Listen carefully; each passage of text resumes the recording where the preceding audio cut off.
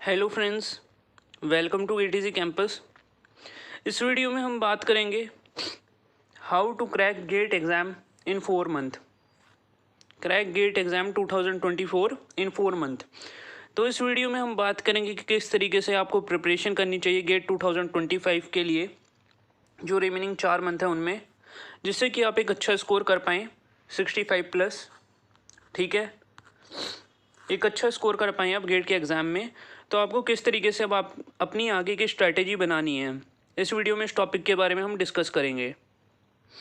तो वीडियो को स्टार्ट करने से पहले मैं कहना चाहता हूँ, अगर आप हमारे चैनल गेटीजी कैंपस पर नए हैं तो चैनल को सब्सक्राइब कर लीजिएगा, जिससे आने वाले वीडियोस का नोटिफिकेशन आपको मिलते रहे, जो भी हम वीडियो बना रहे हैं गेट से रिलेटेड। ठीक है, so subscribe our channel so that you can get the notification of the upcoming video. तो चलिए स्ट्रैटेजी की बात करते हैं कि किस तरीके से आपको प्रिपरेशन करनी है फॉर रिमेनिंग 4 मंथ।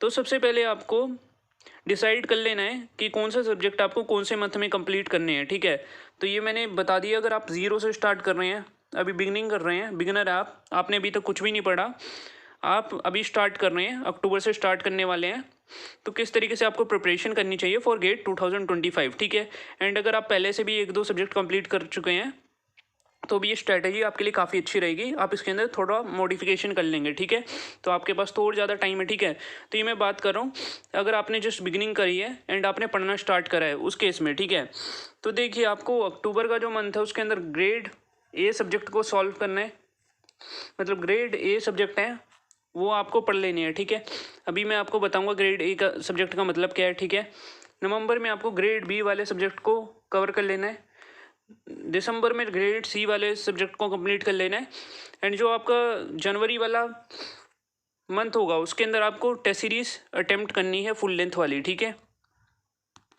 तो चलिए मैं आपको बता देता हूँ ग्रेड ए, ग्रेड बी और ग्रेड सी सब्जेक्ट कैसे आपको डिसाइड करने हैं, एंड इसके बाद डिटेल में बात करते हैं preparation strategy for GATE 2025 in last 4 month. ठीक है, तो देखिए जो मैं ये ग्रेड ए, ग्रेड बी और ग्रेड सी बता रहा हूँ, सिविल इंजीनियरिंग का बता रहा हूँ। तो जैसे कि आप दूसरी ब्रांच के लाइक मैकेनिकल के हैं, ठीक है, तो आप क्या करेंगे, जो भी आपके हाई वेटेज सब्जेक्ट हैं, ठीक है, जो जो 6 हाई वेटेज सब्जेक्ट हैं इंक्लूडिंग मैथ एंड एप्टीट्यूड, तो वो आप ग्रेड ए सब्जेक्ट में मानेंगे। ठीक है, इसके अलावा जो सब्जेक्ट का सिलेबस कम है बट उससे डिसेंट मार्क्स, अच्छे मार्क्स कवर होते हैं, लाइक हाइड्रोलॉजी सिविल इंजीनियरिंग में हो गया 4 से 5 मार्क्स का था, मतलब ऐसे सब्जेक्ट ग्रेड बी में रखने हैं जो पढ़ने में आसान हो, उतने ज़्यादा डिफ़िकल्ट ना लगे, एंड आपको मार्क्स देते हैं वो। ठीक है, एंड ग्रेड सी में जो सब्जेक्ट का सिलेबस बहुत ही ज़्यादा वास्ट है एंड पढ़ने में भी ज़्यादा टाइम लगता है, एंड थोड़ा न्यूमेरिकल टाइप सब्जेक्ट है। ठीक है, मतलब पढ़ने में ज़्यादा लग रहा है, मार्क्स कम आ रहे हैं, एंड सॉल्विंग थोड़ी डिफ़िकल्ट है, कॉम्प्लेक्स सॉल्विंग है। ठीक है, तो ऐसे सब्जेक्ट आप ग्रेड सी में रख सकते हैं। ठीक है, हालांकि इसके अंदर सिविल इंजीनियरिंग के अंदर एक सब्जेक्ट है सीपीएम, काफ़ी इजी रहता है, फिर भी मैंने लास्ट मतलब कम वेटेज आता है इसलिए ग्रेड सी के अंदर कर दिया है। ठीक है, तो आपको ये अपने ब्रांच के अकॉर्डिंग इस तरीके से बना लेना है। जो आपका 6 हाई वेटेज सब्जेक्ट हैं इंक्लूडिंग मैथ एप्टीट्यूड, तो वो कितने होंगे आपके 4 हाई वेटेज सब्जेक्ट आप इधर अपनी ब्रांच के इंक्लूड कर देंगे। ठीक है, तो ग्रेड ए आपका बन जाएगा। इस तरीके से सिलेबस कम है लेकिन वेटेज मार्क्स ज़्यादा हैं, उस अकॉर्डिंग ग्रुप बी बन जाएगा। ठीक है, ग्रेड सी कैसे बन जाएगा, जो कॉम्प्लेक्स है लेकिन उसमें वास्ट सिलेबस है एंड उसमें वेटेज ज़्यादा नहीं है। ठीक है, तो इस अकॉर्डिंग आप अपनी ब्रांच के अकॉर्डिंग ये बना लेंगे। आप इंडेक्स देख लेंगे किसमें से लास्ट 10 ईयर्स में, ठीक है, लास्ट 10 ईयर्स में या 15 ईयर्स में क्वेश्चंस आ रहे हैं। ठीक है, लास्ट 10 ईयर्स का देखिएगा, आप एनालिसिस कर लीजिएगा। ठीक है, अपनी ब्रांच का। तो चलिए बात करते हैं कि किस तरीके से आपको प्रिपरेशन करनी है। ठीक है, तो देखिए सबसे पहले आपको स्टार्टिंग करनी है अक्टूबर मंथ से।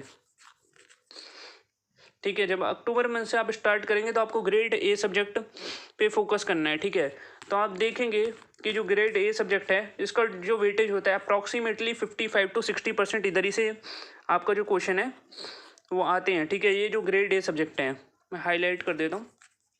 ऐसी जिस भी ब्रांच के आप हैं, इलेक्ट्रिकल, इलेक्ट्रॉनिक्स, तो आपके में भी ऐसे ही सब्जेक्ट होंगे जो इंक्लूडिंग मैथ एप्टीट्यूड, ऐसे 4 सब्जेक्ट होंगे जिनका आप टोटल करेंगे तो आपका कुल मिला के 60% के अप्रॉक्स आपका वो सिलेबस कंप्लीट हो जाएगा, ठीक है।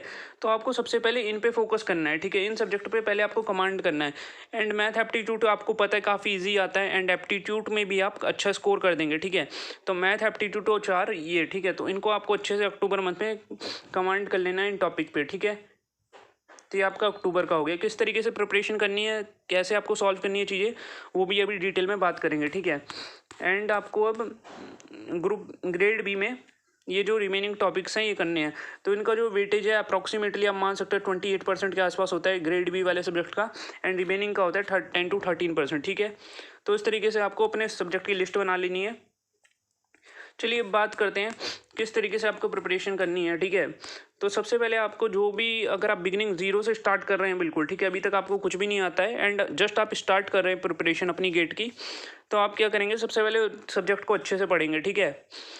1 मंथ में ट्राई करेंगे जो 2 मेन सब्जेक्ट हैं वो बहुत अच्छे से कंप्लीट कर लें, ठीक है। 2 कौन से मेन सब्जेक्ट जिनका हाई वेटेज होता है, like in civil engineering, geotechnical and environmental engineering, तो इनको अच्छे से करें।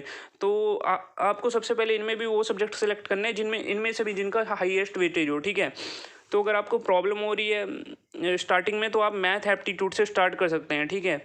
आप कॉलेज गोइंग स्टूडेंट है तो आप एप्टीट्यूड मैथ से स्टार्ट कर सकते हैं, ठीक है। एंड इसके अकॉर्डिंग अपना सब्जेक्ट सेलेक्ट कर सकते हैं, एंड 2 हाई वेटेज सब्जेक्ट से भी आप स्टार्ट कर सकते हैं जैसा आपको सही लगे, ठीक है। तो वो आपको सॉल्व कैसे करना है, तो सबसे पहले आपको प्रीवियस ईयर सॉल्व करने हैं सारे स्टूडेंट्स को, ठीक है।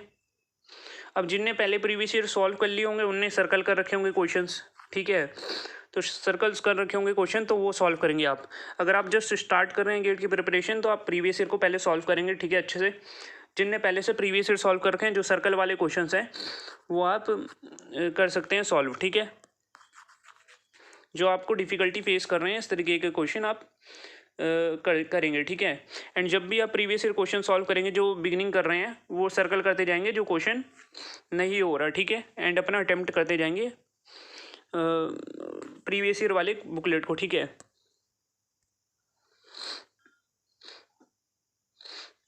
इसके बाद आपको क्या करना है, तो आपने सबसे पहले नोट्स पढ़े, ठीक है। नोट्स अच्छे से बना लिए, जैसे कि किसी सब्जेक्ट के नोट्स बना लिए, उसके बाद उनके प्रीवियस ईयर क्वेश्चन को करा, ठीक है। प्रीवियस ईयर क्वेश्चन करने के बाद आपके पास कोचिंग की बुकलेट होगी, तो कोचिंग की बुकलेट सॉल्व कर सकते हैं, ठीक है। अब जैसे कि कुछ स्टूडेंट्स के पास बुक नहीं होगी, कोचिंग की बुकलेट नहीं होगी, तो आप प्रीवियस ईयर क्वेश्चन को सॉल्व कर लीजिएगा, ठीक है।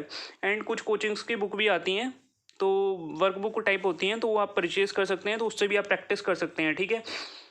क्योंकि क्या होता है कि आप नोट्स तो पढ़ लेंगे, ठीक है। जो कोचिंग नहीं जाते उनकी बात बता देता हूँ मैं थोड़ी सी वीडियो में।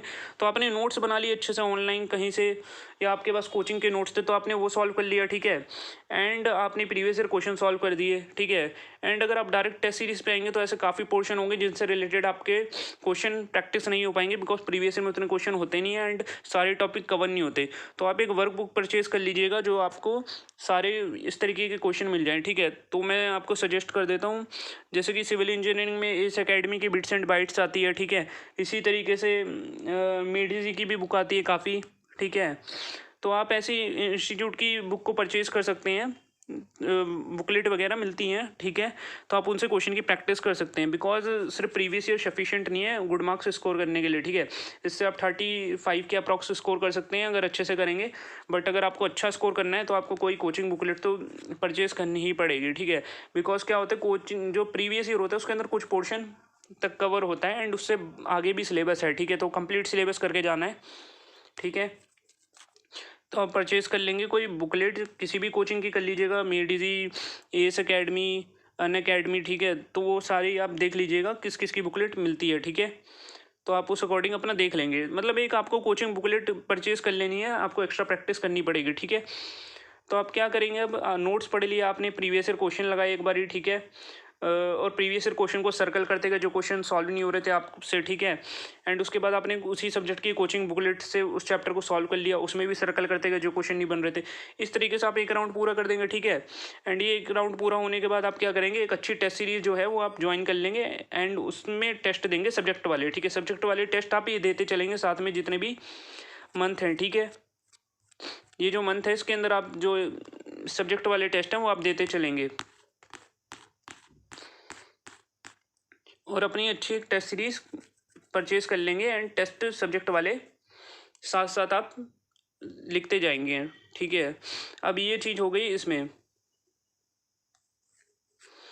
एंड आपको कॉपी बनानी है टेस्ट सीरीज जब आप देते हैं, तो ये नहीं कि आपको टेस्ट देना है और उसके बाद उसे रख देना है, ठीक है। टेस्ट देने के बाद आपको एक मिस्टेक एनालिसिस कॉपी बनानी है।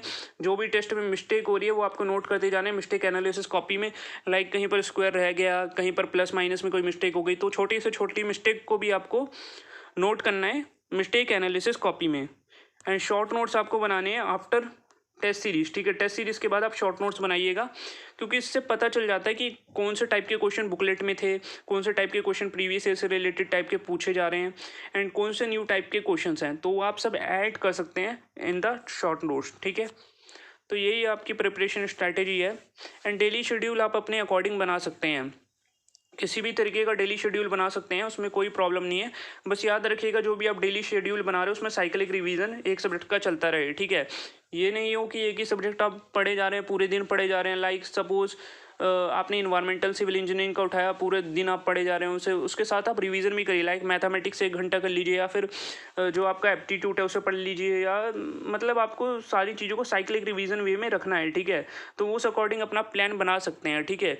काफ़ी स्टूडेंट्स पूछते हैं कि डेली टाइम टेबल कैसा होना चाहिए। देखिए डेली टाइम टेबल आपके अकॉर्डिंग डिपेंड करता है, तो वो आप अपने अकॉर्डिंग बनाएंगे, ठीक है। और हर किसी का टाइम टेबल अलग होता है, लेकिन हर किसी टाइम टेबल से रिजल्ट आता है अगर आप उसे स्ट्रिक्टली फॉलो करते हैं with the consistency and the hard work, ठीक है। जैसे तो आपका टाइम टेबल से उतना फ़र्क नहीं पड़ता, लेकिन आपको साइक्लिक रिवीजन करते ही रहना पड़ता है एंड कंसिस्टेंट रहना पड़ता है, ठीक है। अगर आप लगातार उसे फॉलो करते रहेंगे एंड लगातार साइक्लिक रिवीजन करते रहेंगे, अपने न्यू सब्जेक्ट को भी साथ साथ कंटिन्यू रखेंगे, तो डेफिनेटली आपका एक अच्छा रिजल्ट आएगा, ठीक है। सो अगर आपको ये वीडियो अच्छा लगा तो वीडियो को लाइक कर दीजिएगा। अगर आप हमारे चैनल गेटीसी कैंपस पे नए हैं तो चैनल को सब्सक्राइब कर दीजिएगा, जिससे आने वाली वीडियोज़ का नोटिफिकेशन आपको मिल जाए। So thanks for watching, subscribe our channel so that you can get the notification of the upcoming videos. Thank you.